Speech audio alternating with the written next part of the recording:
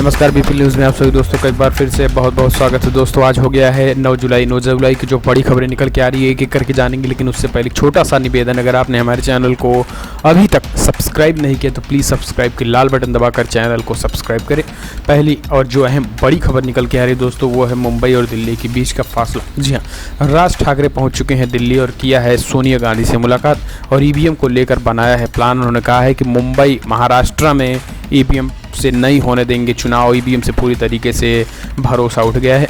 जी हाँ, दरअसल हम आपको बता दें कि लोकसभा चुनाव के बाद से इलेक्ट्रॉनिक वोटिंग मशीन यानी ईवीएम की विश्वसनीयता को लेकर छिड़ी बहस में अब महाराष्ट्र नवनिर्माण सेना के अध्यक्ष राज ठाकरे भी कूद गए हैं। उन्होंने ईवीएम पर सवाल खड़ा करते हुए बैलेट पेपर से महाराष्ट्र विधानसभा चुनाव कराने की मांग की है। राज ठाकरे ने ये मांग चुनाव आयोग को पत्र लिखकर की है। राज ठाकरे ने अपने पत्र में कहा है कि ईवीएम को लेकर कई सवाल खड़े किए जा रहे हैं। ऐसे में चुनाव प्रणाली में फिर से विश्वास के लिए चुनाव ईवीएम की जगह बैलेट पेपर से कराए जाएं। उन्होंने पत्र में लिखा है कि कुछ साल पहले से देश में अपनाई गई चुनाव प्रक्रिया और ईवीएम के इस्तेमाल पर कई लोग असंतुष्ट जाहिर कर चुके हैं। राज ठाकरे ने लिखा है कि मैं चुनाव आयोग से अपील करता हूं कि दोबारा बैलेट पेपर से चुनाव कराने की प्रक्रिया शुरू की जाए। साथ ही महाराष्ट्र विधानसभा चुनाव इस बार बैलेट पेपर के जरिए ही करवाए जाएं। आपको बता दें कि हाल ही में लोकसभा चुनाव में बीजेपी की प्रचंड जीत के बाद विपक्षी दलों ने ईवीएम को लेकर सवाल भी खड़े किए थे। इसके साथ ही हम आपको बता दें दोस्तों कि यूपी अध्यक्ष सोनिया गांधी से 10 जनपद पर उनसे मुलाकात भी की। राज ठाकरे ने ईवीएम के मुद्दे पर सोनिया गांधी से बातचीत की। सूत्रों का मानना है कि इस बैठक के दौरान महाराष्ट्र चुनाव के मुद्दे पर दोनों नेताओं की चर्चा हुई है। दोनों नेताओं के बीच हुई बैठक करीब 40 मिनट तक चली है। ईवीएम के मुद्दे पर विपक्षी पार्टियां अक्सर सवाल उठाती रही हैं। हम आपको बता दें कि राज ठाकरे का साफ साफ कहना है कि अगर महाराष्ट्र में इस बार चुनाव होते हैं तो वो ईवीएम से न होकर बैलेट पेपर से हों, वरना इसके लिए हम बड़ा आंदोलन करेंगे। हम आपको बता दें कि लोकसभा चुनाव के पहले भी मंच से प्रमुख राज ठाकरे ने राहुल गांधी को प्रधानमंत्री बनने का मौका दिए जाने की हिमायत भी की थी। उन्होंने कहा था कि पीएम नरेंद्र मोदी दूसरे एडोल्फ हिटलर हैं, मैं मोदी मुक्त भारत की कामना करता हूं। राज ठाकरे ने कहा है कि जिस तरीके से मोदी को प्रधानमंत्री बनने का मौका दिया गया उसी तरीके से अब राहुल गांधी को भी प्रधानमंत्री बनने का अवसर मिलना चाहिए। हो सकता है वो देश के लिए बेहतर करे। लेकिन हम आपको बता दें कि यहाँ पर एक बार फिर से अब ईवीएम का मुद्दा पूरी तरीके से गर्म होता चला जा रहा है और लगातार महाराष्ट्र विधानसभा चुनाव जिस तरीके से होने वाले इसको लेकर ईवीएम को लेकर बड़ा सवाल खड़ा हो गया है। अगली जो बड़ी खबर निकल के आ रही है दोस्तों वो है बहुजन समाज पार्टी से निकल के आ रही है, जहाँ पर विधानसभा उपचुनाव यूपी का जीतने के लिए खासकर दलित और मुस्लिम फार्मूला पर जोर दे रही है बसपा सुप्रीमो मायावती। जी हाँ, बहुजन समाज पार्टी के 9 मंडल के नेताओं के साथ बैठक के बाद बसपा प्रमुख मायावती ने कार्यकर्ताओं और पदाधिकारियों को नाम संदेश जारी किया। मायावती ने कहा है कि बूथ लेवल पर कमेटी की समीक्षा की जाए, कार्यकर्ता उपचुनाव की तैयारी में जुट जाएं। इसके साथ ही मायावती अब दलित मुस्लिम सोशल इंजीनियरिंग के फार्मूले पर आगे बढ़ रही हैं। इसका असर विधानसभा उपचुनाव में ही दिख जाएगा। मायावती अब पार्टी में दलितों के साथ ही मुस्लिमों की भागीदारी भी बढ़ाएंगी। विधानसभा उपचुनाव में उनकी रणनीति दलित मुस्लिम ताकत को धार देने की है।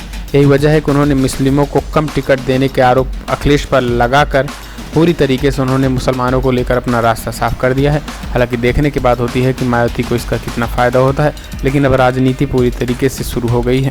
अगली जो बड़ी खबर निकल के आ रही है दोस्तों, महाराष्ट्र के कांग्रेस के अध्यक्ष संजय निरुपम ने भी एक बार फिर से ईवीएम को लेकर उन्होंने भी अब पूरी तरीके से जंग छेड़ दी है। उन्होंने कहा है कि महाराष्ट्र में इस बार कांग्रेस और महाराष्ट्र नवनिर्माण सेना यानी राज ठाकरे की पार्टी पूरी तरीके से महाराष्ट्र विधानसभा चुनाव से पहले एनसीपी के साथ लेकर ईवीएम के खिलाफ पूरी तरीके से लड़ाई लड़ेगी। और महाराष्ट्र विधानसभा चुनाव इस बार उन्होंने भी जोर दिया है, अगर सब मानते हैं कि ईवीएम में गलती हुई है, ईवीएम में गड़बड़ी हुई है, सारी विपक्षी पार्टियां अगर ईवीएम को कोस रही है, चुनाव आयोग को चाहिए कि ईवीएम से चुनाव न कराकर बैलेट पेपर से चुनाव कराया जाए, तभी लोकतंत्र बचा रहेगा।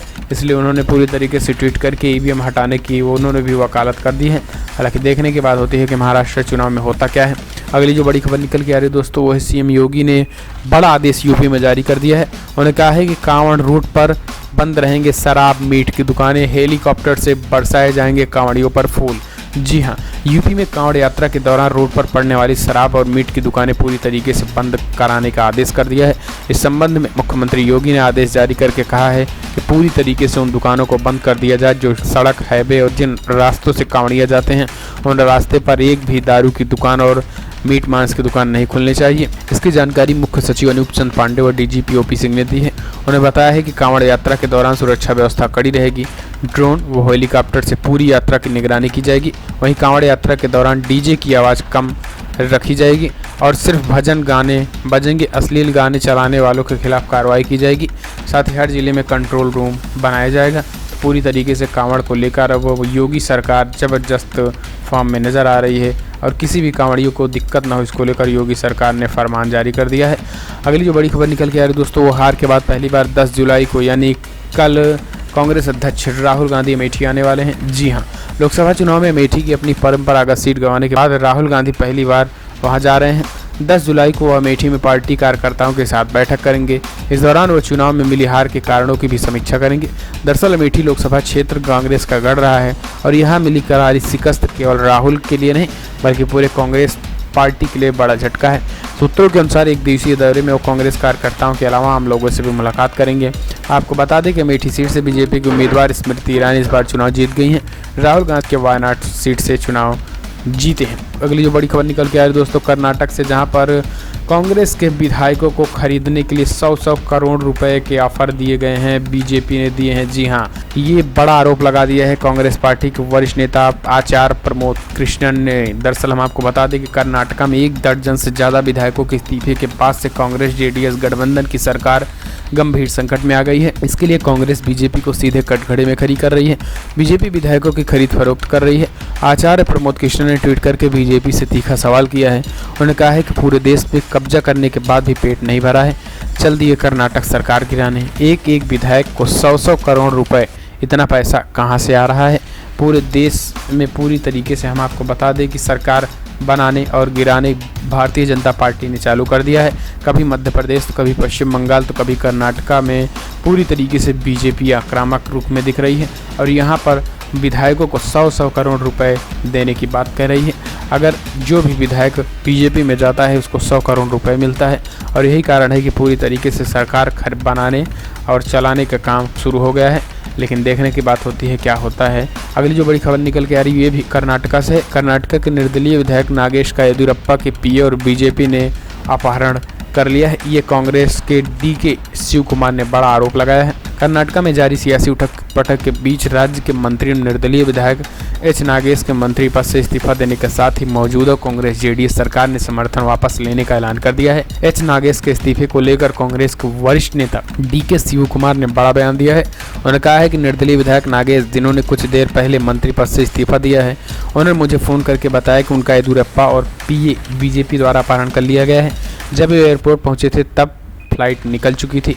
आपको बता दें कि जनता दल एस कांग्रेस गठबंधन के 1 दर्जन से अधिक विधायकों के इस्तीफे के बाद से कर्नाटका में कुमारस्वामी सरकार संकट में चल रही है। कांग्रेस और जेडीएस दोनों ही पार्टियां आमने सामने विधायकों के साथ बैठक कर रही हैं, लेकिन पूरी तरीके से अब कर्नाटका में सरकार कांग्रेस जेडीएस पूरी तरीके से माहौल ख़राब है और वहां पर सरकार गिरने के कगार पर है और ऐसा माना जा रहा है कि बीजेपी पूरी तरीके से लोकतंत्र को ख़त्म करके विधायकों को 100 करोड़ रुपए देकर वहां पर पूरी तरीके से लोकतंत्र को ख़त्म कर दिया है और यही कारण है कि वहाँ पर सारे विधायक बीजेपी की तरफ चले जा रहे हैं। जाहिर सी बात है कि जिस तरीके से बीजेपी इस समय राजनीति कर रही है, इससे तो एक बात तय है कि आने वाले समय में अगर विपक्ष पूरी तरीके से बीजेपी पर खास करके आक्रामक नहीं रहेगा और सभी विपक्षी पार्टी अगर एक होकर बीजेपी के खिलाफ लड़ेंगे तो आने वाले समय में पूरी तरीके से एक एक विपक्षी पार्टियां अपने आप ख़त्म हो जाएंगी। ऐसा इसलिए प्रतीत हो रहा है क्योंकि जिस तरीके से अमित शाह का प्लान है, माना जा रहा है कि उन्होंने पूरी तरीके से सारी विपक्षी पार्टियों को ख़त्म करने का प्लान बनाया है।